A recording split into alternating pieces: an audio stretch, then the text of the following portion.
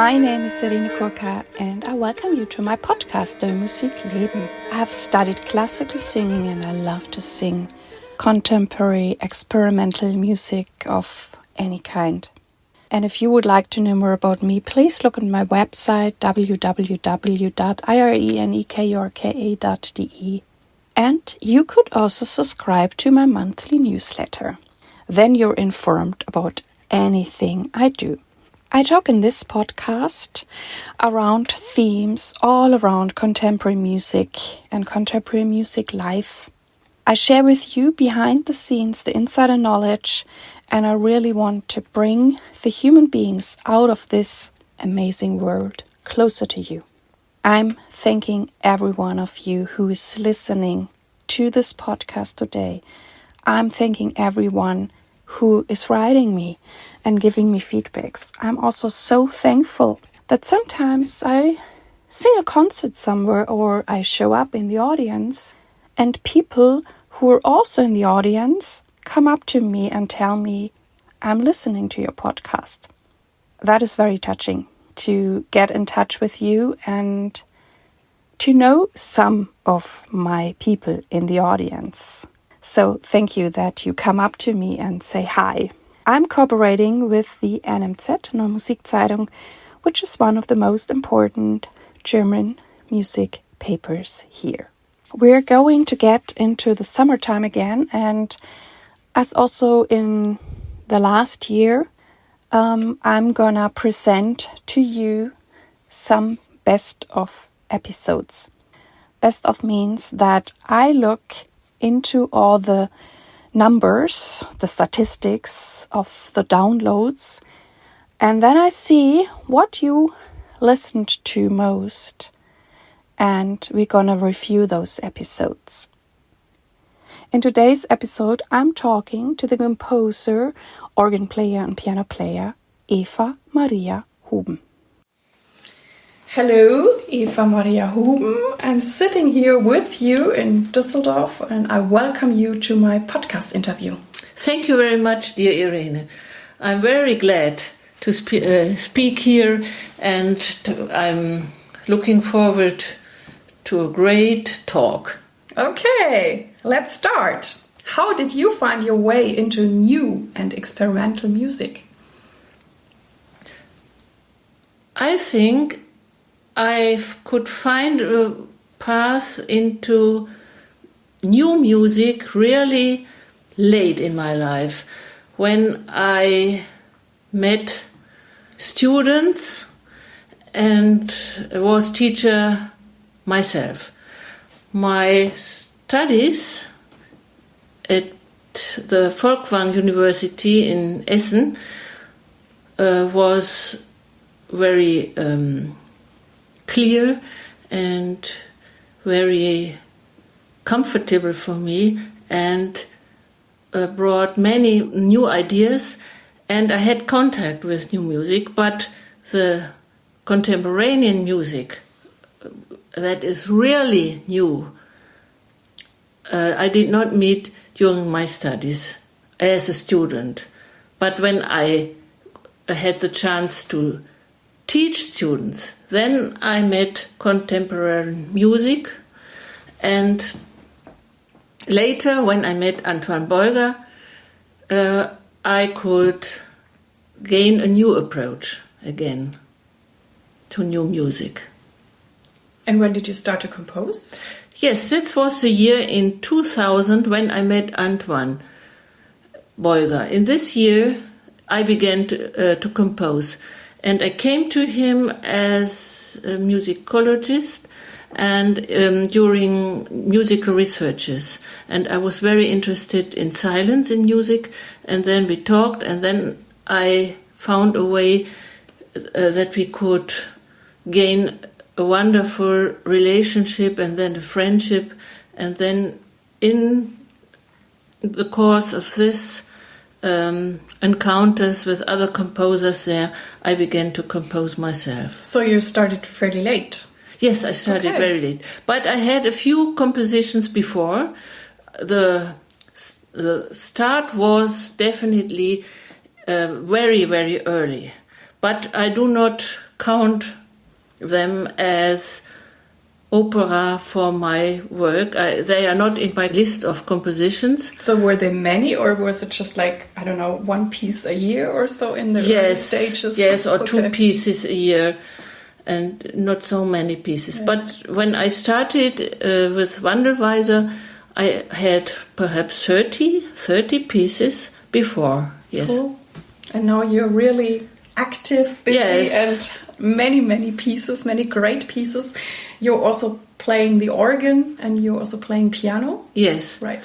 Yes, it were my main subjects during my studies of music. And I had this as main. And then I had chant. All pupils and students had to have lessons in singing, and I could not really estimate it, but I did what I had to do. And now my great love has is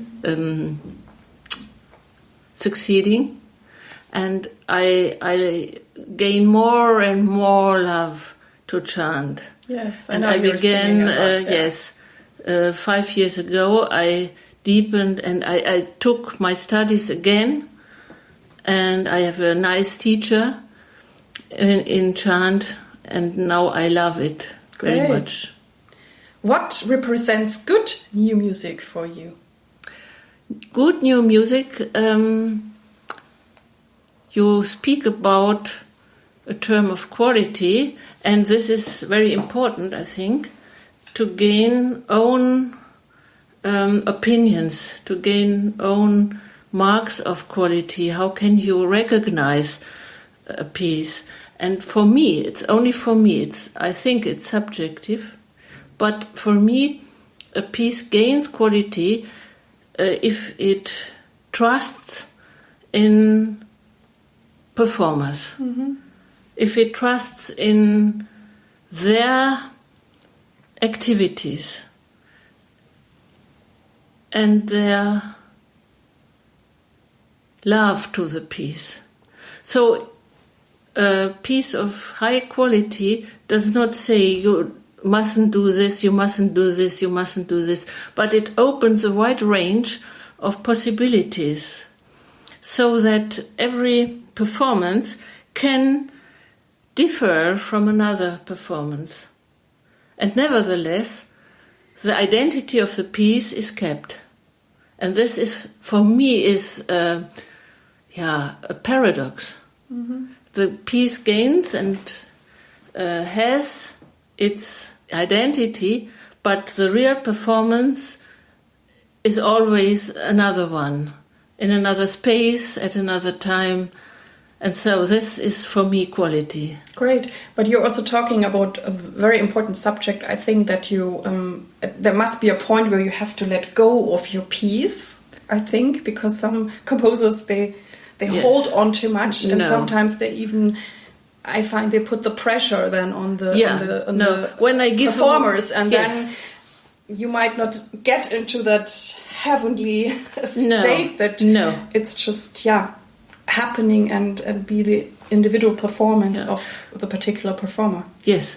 I only can compose in a state of full relaxed trust in life and trust in love and trust in relationship. Mm-hmm. And this is a state of my mind. I could say it is a bit affirmation, but not in a bad sense. Mm-hmm. The word is perhaps a bit weakened in the last century, but affirmation is for me a great yes to life, and it carries with it hope and looking into the future. And this is what I want to say in my compositions. And I trust the performers, and I do not say what they do not have to do. So when a score went away and the score is published, I retire. I fully retire and do not put my finger on single places and say this must be in this way, and this. They can do what they want. How is it then for yourself? I mean, I know that you also perform your own music. Do you feel them your own freedom, or how do you treat your own music? Yes, if I perform a known organ piece, I perform in different churches different pieces, but it's the same identity of the composition. But I must listen to the space, I must listen to the organ, to the specific register and colors, and I can't act like a machine doing the same at different places. It's impossible for me. And do you have the feeling, is there a difference for you performing your own pieces and pieces by other composers? Sometimes. Sometimes, yes. Sometimes I prefer that another individual makes the interpretation of a piece of mine. Mm-hmm. Sometimes. For if I perform Messiaen, I cannot ask him now. And I'm sure I can do what I know, what I must do. Mm-hmm. That's a kind of security. But I don't really think if I like it as much as I like performing a piece with great freedom. But sometimes I prefer that the first performance is done by another performer. There's more distance, and more strangeness, and awe and wonder, and there is energy between two people. I'm, as a composer, give it away, and the performer takes it, and there is a way between two people, and I like this. Great. Because the piece gains a new quality by this. Okay. You already mentioned Antoine Beuger, and you both are part of the Wandelweiser. How would you describe what Wandelweiser is? And please also tell us how you became part of Wandelweiser. Yeah, I became part of Wandelweiser since the first meeting with Antoine Beuger. I telephoned and said, I want to know something about silence. Would you please have a talk with me? And Antoine said, yes, I would like. And then I came, and we were very distant people and did not know each other. And then during the talk, we knew more and more that we had same ideas and that we could meet very freely and talk about many subjects. And so when I left him, the first step on the path to friendship was done. And then I began to become Wandelweiser. And that was a very important day for me. And what is Wandelweiser? I could say that all composers belonging to Wandelweiser do not really know what Wandelweiser is. That's cool. Yeah, and perhaps this doubts and not knowing anything is a great link between us. We feel that there is a community referring to silence, to meditating, but meditation is not the right word, I think. Perhaps more silence and being very present in this moment of listening. Listening is a very, very good word to describe what they want. They want to invite people to listen, to be here and fully accept their existence in this moment. Perhaps this is a link between them all without defining what it is. I'm sure you cannot listen to Wandelweiser music at the same time when you fully concentrate on a book. and want to read. It's not a music for the background, and it's a music that can fill a room and you are absent, but you cannot do other activities and like reading or... No, I cannot. Mm-hmm.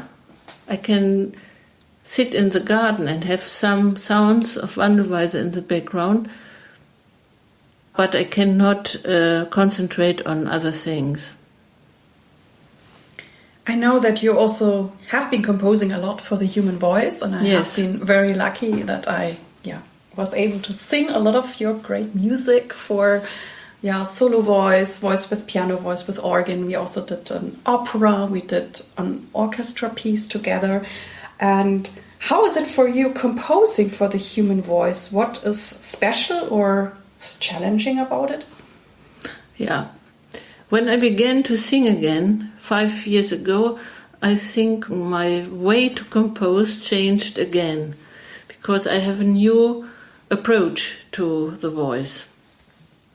Since last Sunday, I can really speak about it, because I was in a concert Antoine did with his choir Super Dads. Oh, you went there? That's great. I was there, and great. It was clear for me afterwards. I could not speak. I could not go into a restaurant and talk. I must drive home and nothing, because I had a way into silence afterwards, and I had to think about it, because I fully recognized what made the fascination of the voice for me. Before, I only felt it. Okay. And what is the recognition? The recognition that the voice reveals the full vulnerability and fragility of human being. Yeah. And there was one composition of mine, My Sweet Love, Oh My Sweet Love, that seems to be a full affirmation, but is a full affirmation. And golden sun and ocean white and all this. And then there is the chant Marianne Schuppe composed, O Mensch, zart, bedenk der Blumen Art. In English, perhaps, O man, tender and fragile, think of what flowers are. Think about the flowers, about their existence. And the flower is very fragile, and the flower is blown away with the wind, but the flower is very beautiful, and the flower can break. And so the voice shows us our fragility and our encounter with death and with decay, but this is our great chance to be a human being in this decay and going to death, because there is change and there is hope, and we look into future with this if we fully accept this fragility. And now I'm very clear about this. And I'm very deeply touched by a voice that shows this fragility. And there are some singers of songs, Klavierlieder, who try to cover this. They sing like strong man and never loses themselves, nothing happens and all is sure. But this does not touch me. But if a voice really can let happen the deep fragility and dares to show this, I am really touched, because it's a truth of our existence. A truth of our existence can be revealed. I can totally understand you. I want to tell a story. When I did my first recording with Wandelweiser, which was a piece by Antoine, and it was a piece with Jörg and me, Jörg Frey. And we did the recording, and I basically had long notes, and they also were repeated, and then I got the tape, the recording, to listen to it. And I've never heard myself in such a way, because usually, there are other instruments, or there is some rhythm or some text, and there are certain things of the voice you don't hear in other music, how it is composed. So for the first time, I heard my voice in a very pure sense. You could hear how the voice started, if it starts directly or with maybe a little crack or something, how the note developed and how I would go out. And I would, for the first time, hear those things, and I would at first thought, oh my God, this is so imperfect. Yeah. I was shocked, and I thought I could never release such a thing. So I called up Antoine, and I was like, this is not going out. I can't do this. And then he told me, well, this is the process that most people go through when they work with us. It's normal. I can totally relate to you. I had that too when I, started doing things with the flute. And he says, no, it's so beautiful, and it's so human, and it's so fragile, and it's so honest. Please leave it like that. And it really took me a lot of courage at that time in my life.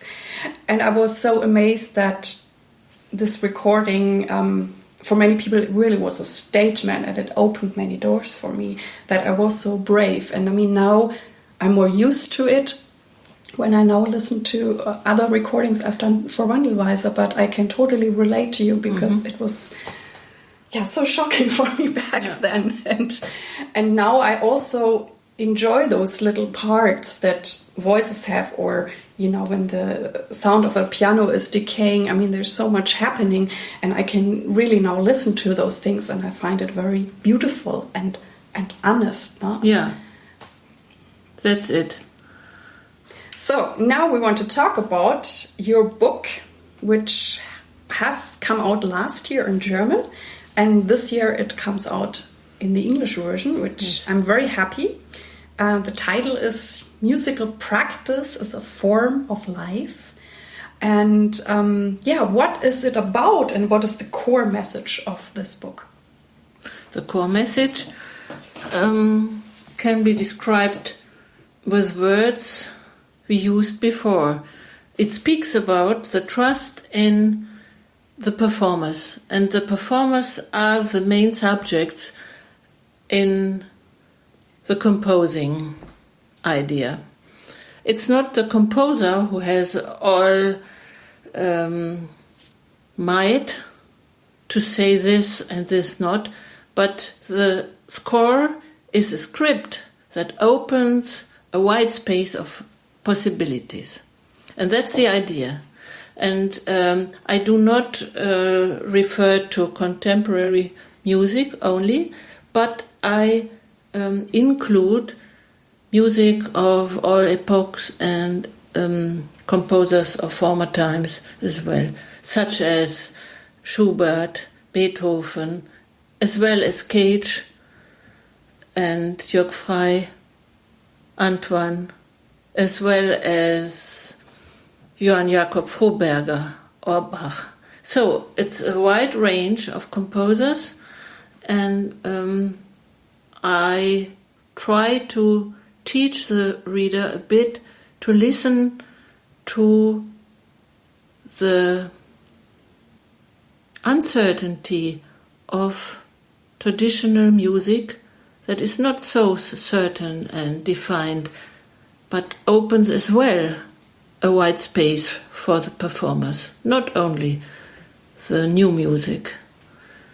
So that is very interesting, and that's the common thread throughout the book? Yes, that's a common idea.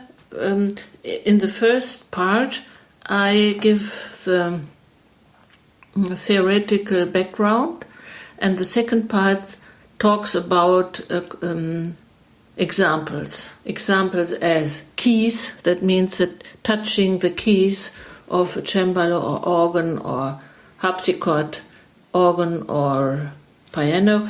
And then I have the focus on solo duo, trio, quartet, and many. So the performance creates different situations. A solo is another situation than to be in twos. And so this is observed, and then I try to describe the situation and what they are doing. And the focus is the activity of the performers, what they are doing now in this situation. And the first part gives a theoretical background. I ask, is it right to say, it's only music, it's not reality. I can really nearly die and fall down and have a terrible situation, and it's only music. So I try to ask, is it only music? And the idea was to find a philosopher or another author who could provide me with a kind of vocabulary to describe this. And I found Alfred Schütz, who says, basing on William James, I can say that there are many realities, and we find real what has to do with us and with our lives.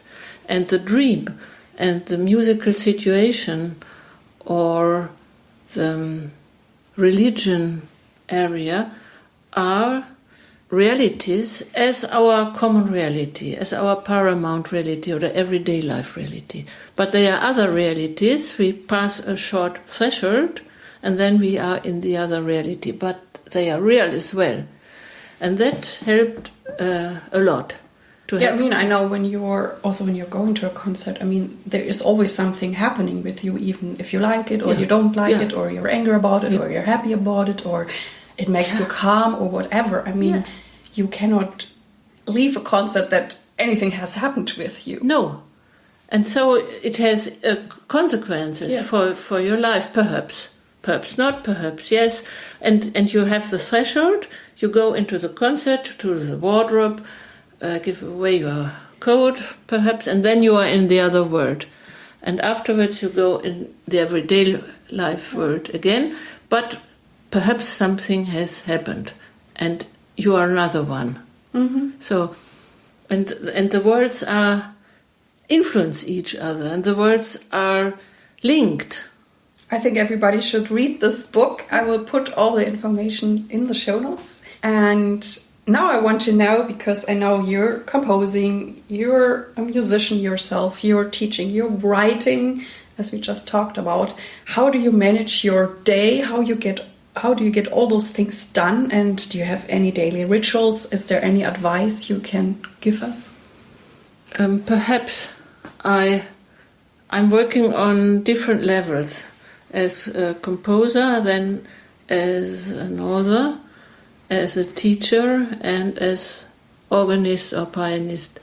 And you can't do this every day, all these activities, one after one. You would get mad. Mm-hmm. And so when I say I'm composing all the time and I do not stop composing, it means that ideas are in your brain, in your mind, and when you are performing or studying a new work, in your mind, the voice with the composition goes on. And so I could compare different activities with the polyphone work. And sometimes the main voice comes, that's what you are just doing, and the other voices go a bit into the background, and then another voice comes forth, like a score of Schönberg. He often notated main voice or in the score, coming forward and going away. So everything is always there, but not everything is actualized. Mm-hmm. So I think this has nothing to do with multitasking.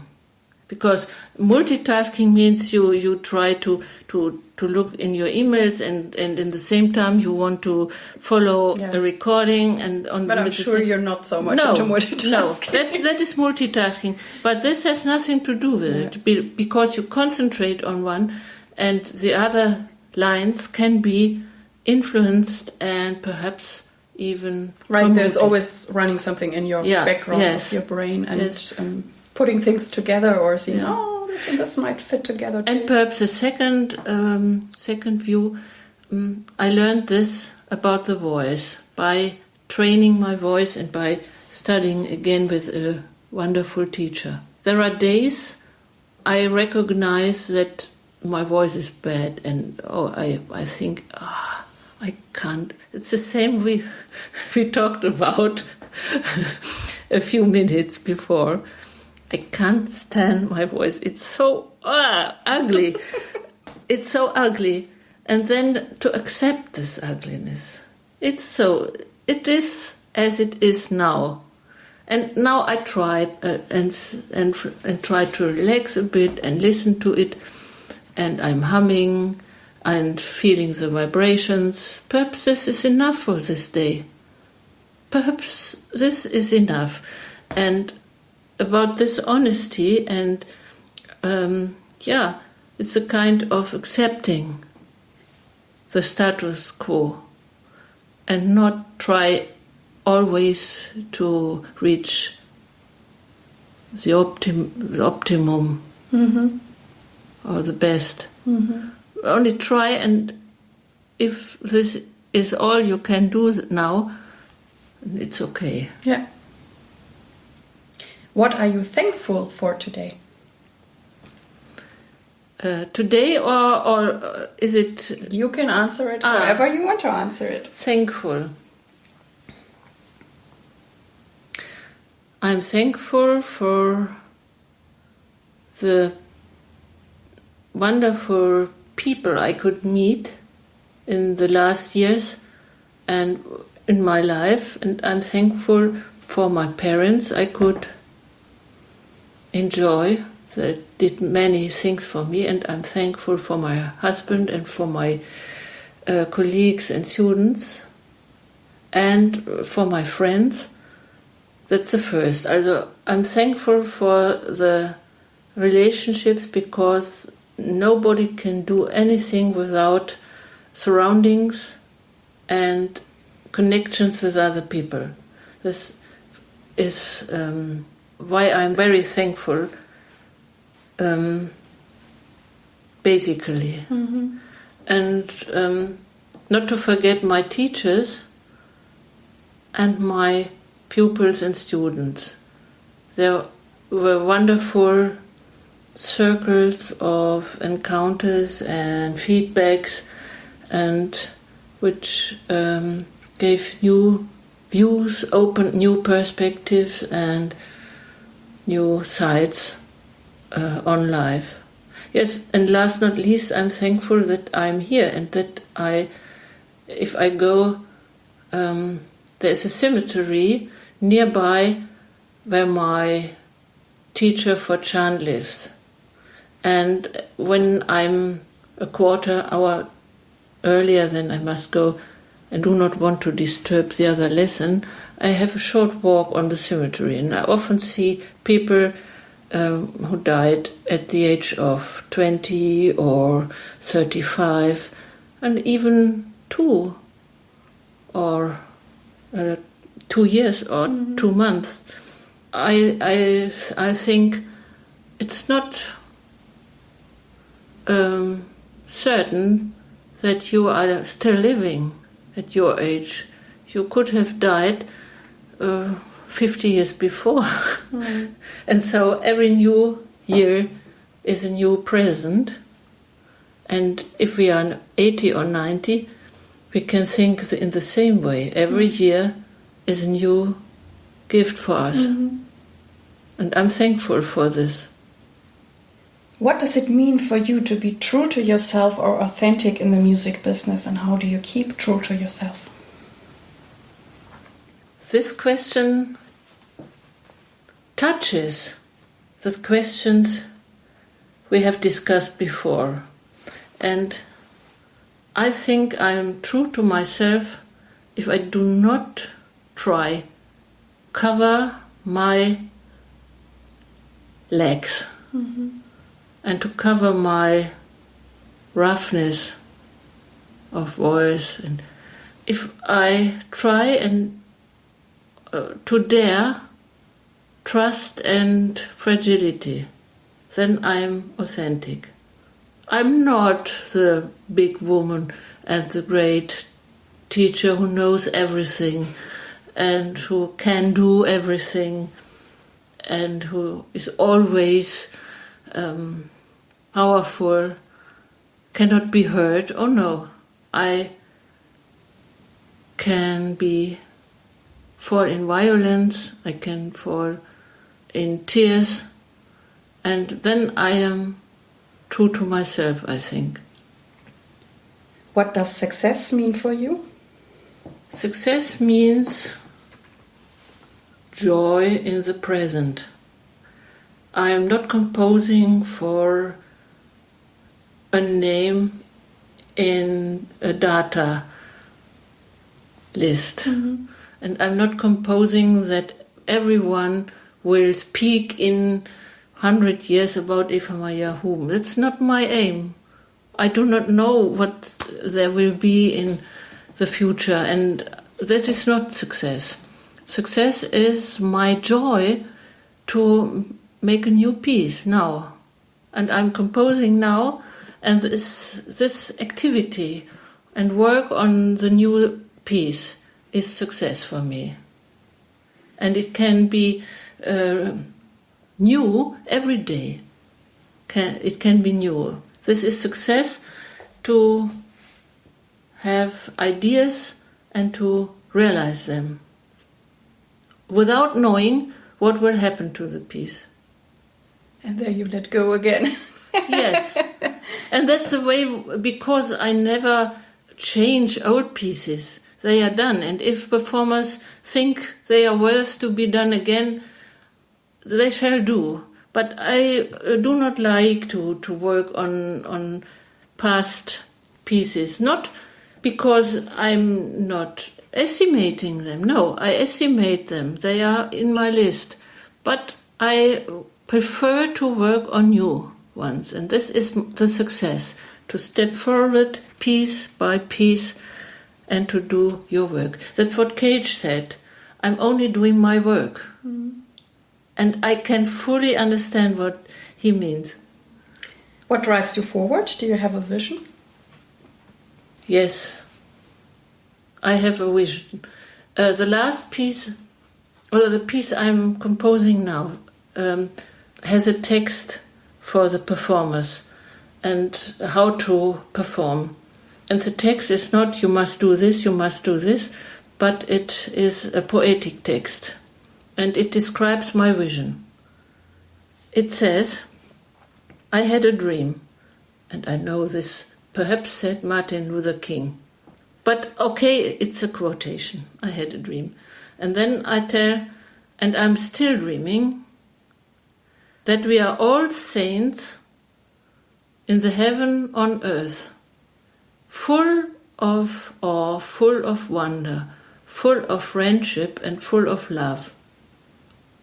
And then follows a quotation I learned in the concert Antoine gave with Superdads on last Sunday, a quotation of Yoko Ono. A dream, we dream alone, remains a dream. But a dream, we dream together, is reality. And then the last sentence is the sax. It's a piece for saxophone, solo. The sax becomes a voice.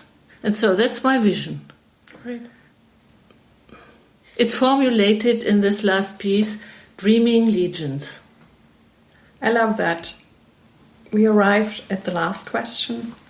Maybe you even can top it now.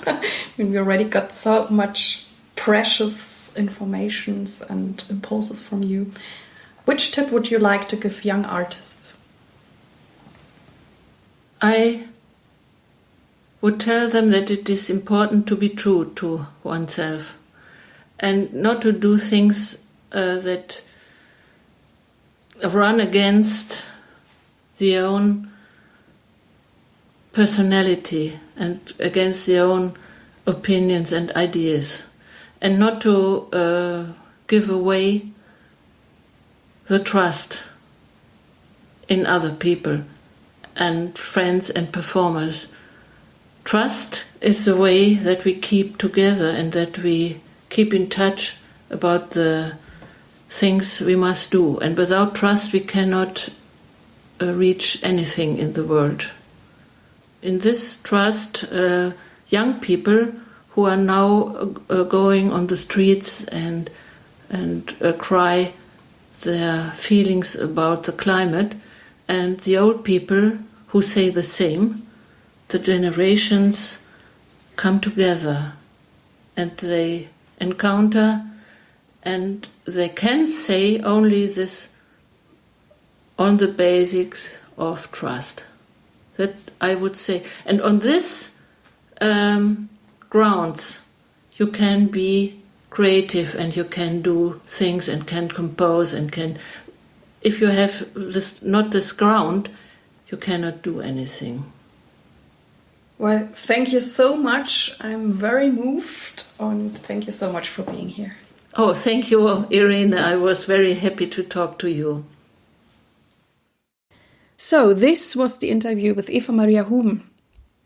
I hope there was lots of inspiration in it for you, and I'm looking forward to hearing from you. You can write me through email, through Facebook. I really love to be connected with you. Thank you that you tuned in with me today, and I really hope that you liked it and it inspired you. And I would be so happy if you would share this podcast or even this special episode today with your friends and colleagues. Thank you. I wish you all the best. Live your music, live your life, and see you next time. Yours, Irene.